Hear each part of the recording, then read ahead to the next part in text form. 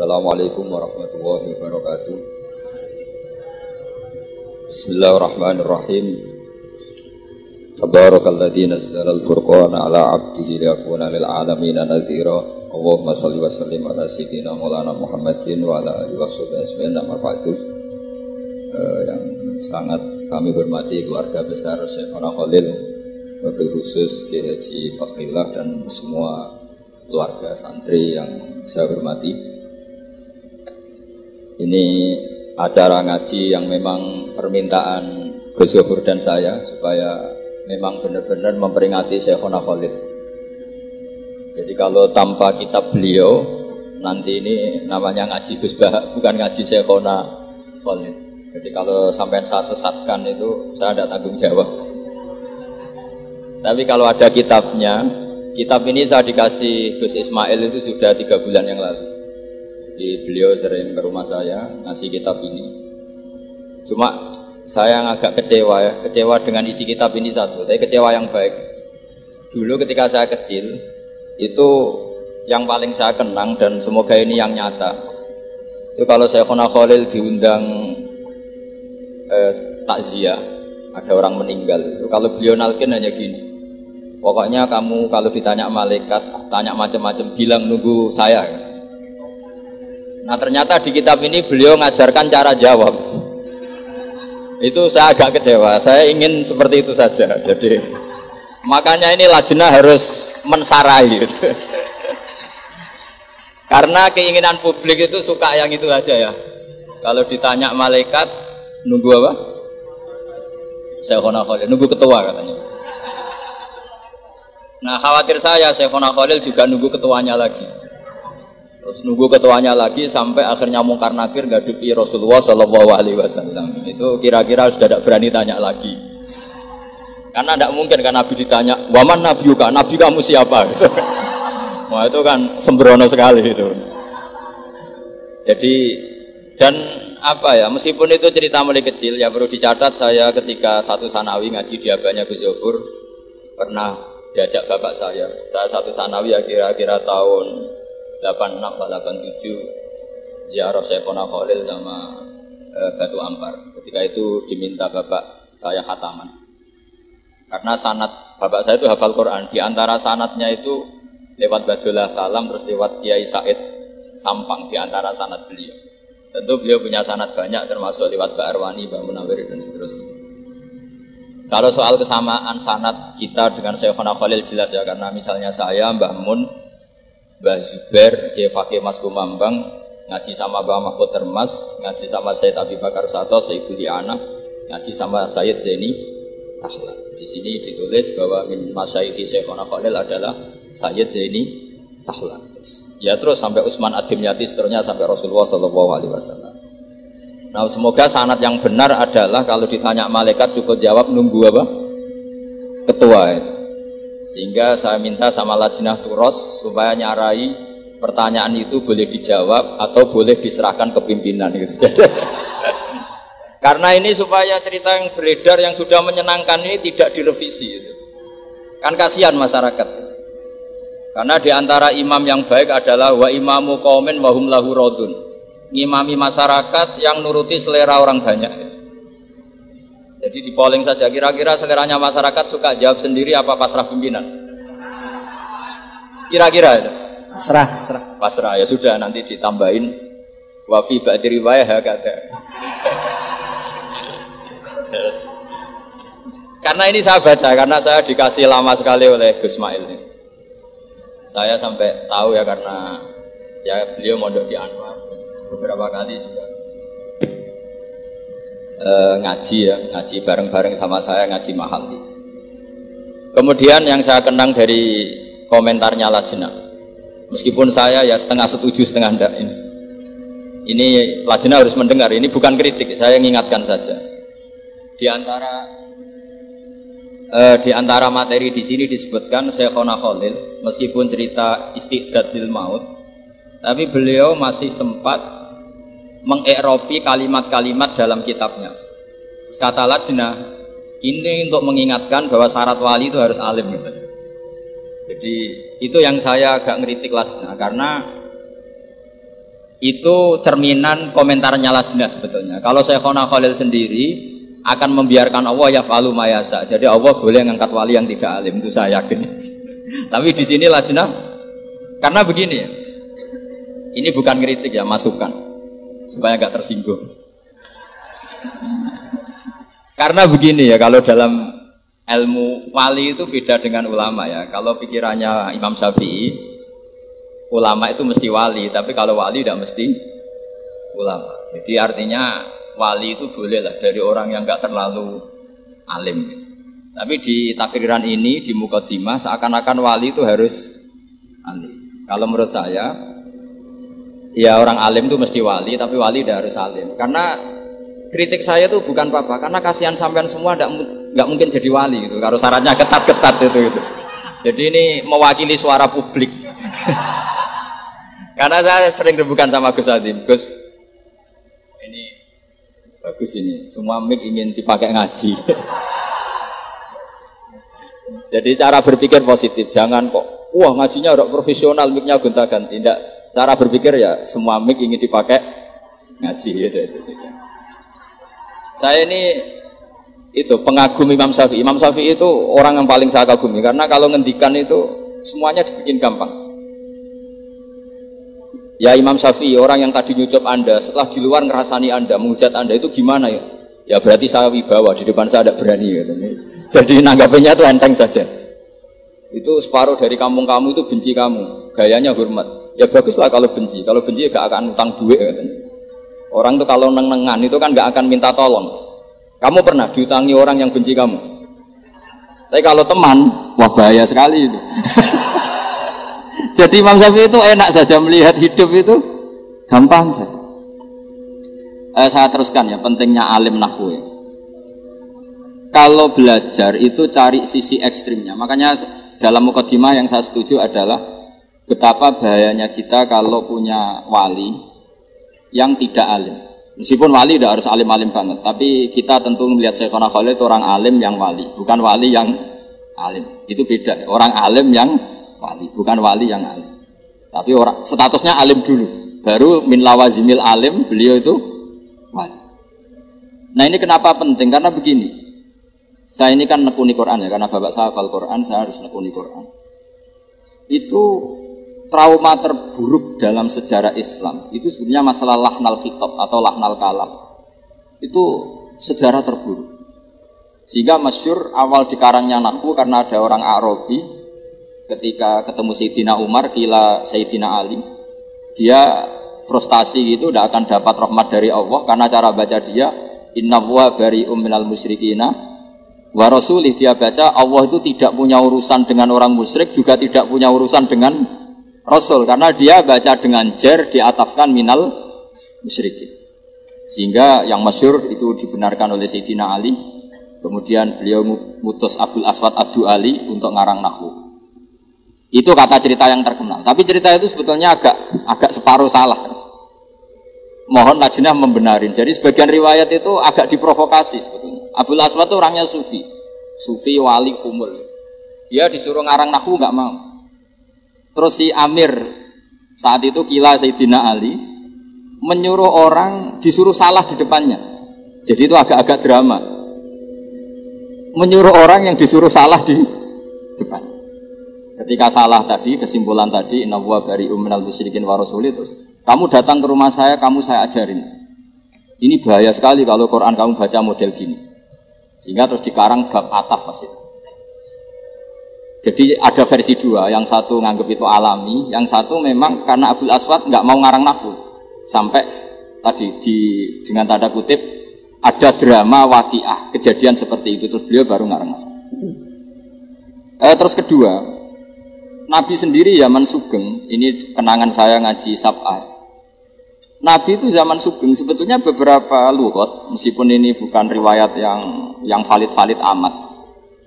Itu ada orang yang kalau manggil Nabi itu bukan ya Nabi Allah, tapi ya Nabi Allah. Meskipun kesalahan ini bagus. Sehingga Imam Asim mengatakan sebetulnya qiraah bil hamzi itu sah. Karena lafadz Nabi Allah itu bukan mahmus ya, tapi bukan nakis ya, tapi mahmus lam. Saya ulang lagi ya. Jadi sebetulnya kalau kita fair kan naba'a yang ba'u naba'an itu mahmus lam. Karena Nabi itu man naba'a anillah, orang yang menceritakan tentang Allah, maka harusnya ya Nabi Allah. Buktinya fiilnya pakai nabi ibadi, pakai hamzah, nabi ibadi, ceritakan ke hambaku anni anal ghafurur rahim wa nabbihum an dhaifi Ibrahim. Sehingga dalam qiraat sab'ah kalau Imam Nafi' baca itu wan nabiin, bukan wan nabiin tapi wan. Dan itu ngenakkan kita itu begini. Andai kan tidak ada bacaan seperti itu, maka kita akan mengira huzuan itu nakis wawi. Padahal tidak, dia mahmus lam. Buktinya ketika madi haza'ah yaza'u hus'an. Allahu yastahzi'u pakai hamzah.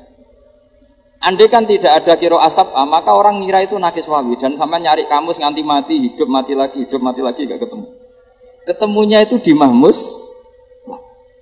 Sehingga saya suka kalau ada wali atau ulama ngarang nahwu itu suka. Saya termasuk suka baca nahwunya Syekhona Khalil.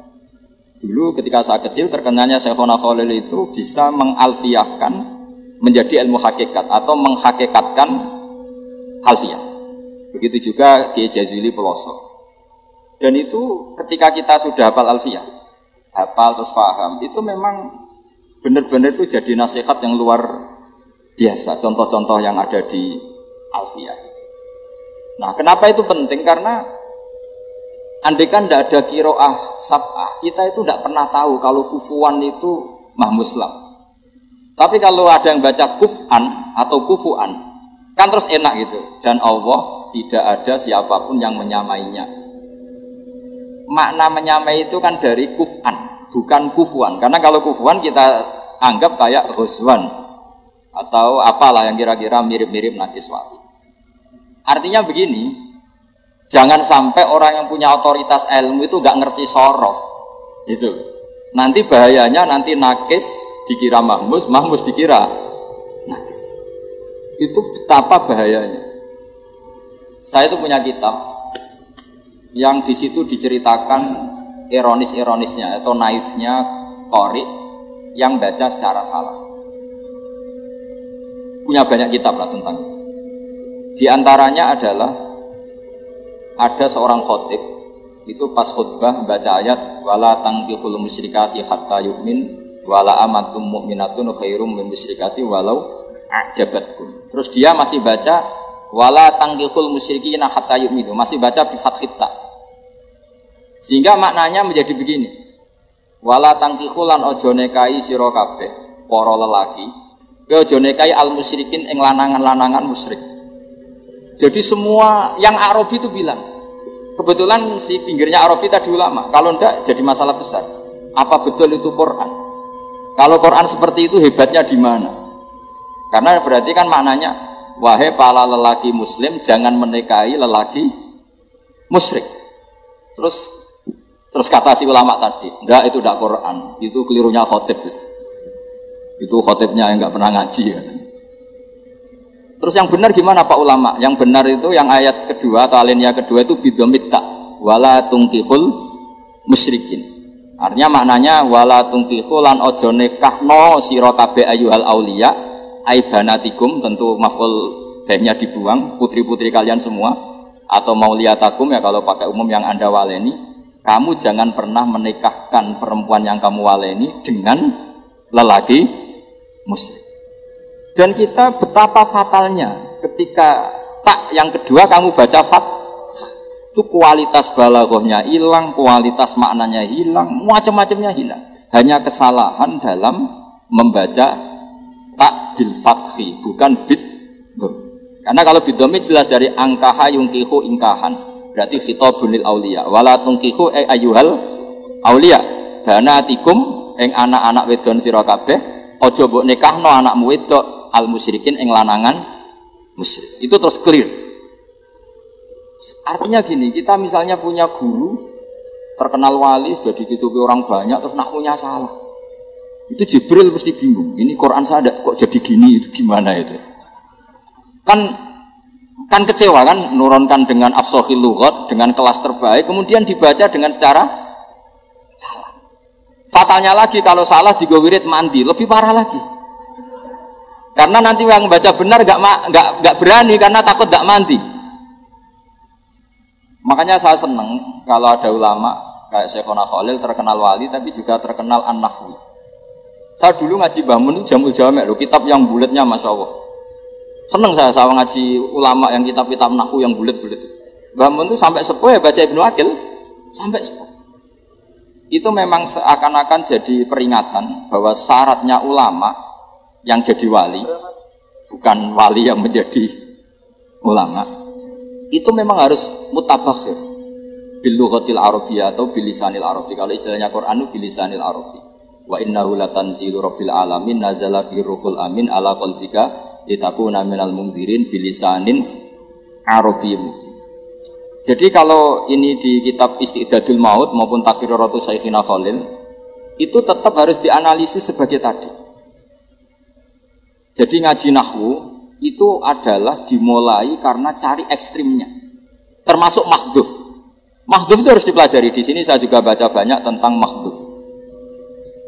Meskipun beliau tidak menyontohkan yang ekstrim, tapi kalau saya suka menyontohkan yang ekstrim. Misalnya begini, sampean yakin Fatihah itu kalamu apa enggak? Kalamu kan? Coba kalau tanpa mahdhuf, Allah ngendikan pada Nabi Muhammad, iya karena budu Muhammad kepadamu kami menyembah, coba. Berarti Allah menyembah Nabi Muhammad. Betapa bahayanya kalau kita agak ngerti nahwu, bahwa dalam sekian lafaz kadang ada mahdzuf, ada muqaddar. Maka semua tafsir mesti mengingatkan wa yuqaddaru qabla qaulihi ta'ala iyyaka na'budu qulu. Karena itu satu-satunya cara. Jadi iyyaka na'budu tetap kalamu, tapi prosesnya begini. Muhammad, mulai sekarang kamu bilang iyyaka na'budu. Terus Nabi menirukan iya karena butuh. Jadi hadal kalam tarbiyatun minallah, tapi untuk dilafatkan Kanjeng Nabi, bukan Allah melafatkan itu kepada Kanjeng Nabi. Itu kalau nggak ngerti nahwu maka iya karena butuh. Oh iya karena butuh kalamu wah, berarti qaulullah lin Nabi. Terus kamu bayangkan Allah ngendikan kepada Nabi iya butuh. Fatal gak itu? Fatal. Makanya dibutuhkan kecakapan ahli nahwu yang mengharuskan. Ya sama lagi yang mengharuskan itu diberi takdiran, yaitu qulu iya karena itu ibarat saya punya anak terus saya bilang jong katakan jenengan bapak kulo, Anda bapak saya. Kan tentu anak saya tak bilangin kamu bapak saya, jenengan bapak saya. Berarti anak saya terus menirukan jenengan bapak saya. Tanpa ditakdirkan itu berarti tahakkum menghukumi anak itu bapak saya, kan kacau. Itu ahli nahwu yang termasuk contoh terakhir betapa pentingnya nahwu atau balaghah atau apa saja. Di balaghah misalnya diajarkan mawadi'ul fasli wal wasli. Di antara mawadi'ul fasli adalah dua kalimat yang qailnya berbeda harus difasal. Kemudian fasal ini oleh ulama tajwid disebut waqaf, ada yang menyebut taktek, ada yang menyebut saktah. Itu urusan ulama tajwid. Tapi kita ngikuti itu yang disebut saktah. Kenapa itu penting? Malah penting sekali karena tanpa itu tidak bisa. Misalnya alhamdulillahilladzi anzala ala 'abdil kitaba wa lam yaj'al lahu iwaja. Coba kalau tanpa saktah wa lam yaj'alan ora gawe sapa Allah lahu ing Quran, ora digawe iwajan, ora digawe bengkok, qayyiman ora digawe jejeg. Jadi Quran ya agak jejeg agak bengkok. Itu kan fatal sekali. Karena takut makna seperti itu, maka tidak boleh tasallutul amil, yaitu walam yaj'al ke lafadz iwaja. Tapi ini satu mafhum. Jadi maknanya walam yaj'alahu iwaja, Allah tidak bikin Quran itu bengkok. Terus saktah, maknanya agak bengkok itu apa? Qayyimah. Nah, dengan fasal ini maka lafadz ini dimaknani secara kesimpulan, bukan ada tasallutul amil walam yaj'al mengamalkan ke qayyiman. Kalau itu berarti bahaya, berarti walam yaj'al lahu qayyiman. Oh itu bisa kafir. Jadi artinya gini, andaikan kita punya guru terkenal wali keramat terus baca walam yaj'al lahu qayyiman, terus kita curiga ini wali model apa kok nyifati Quran seperti itu kan itu. Harus digredel itu kewaliannya. Artinya apa? Dengan Syekhona Khalil bisa ngarang kitab nahwu seperti ini, Manzumah Nuzhatut Thullab ini mentakriri.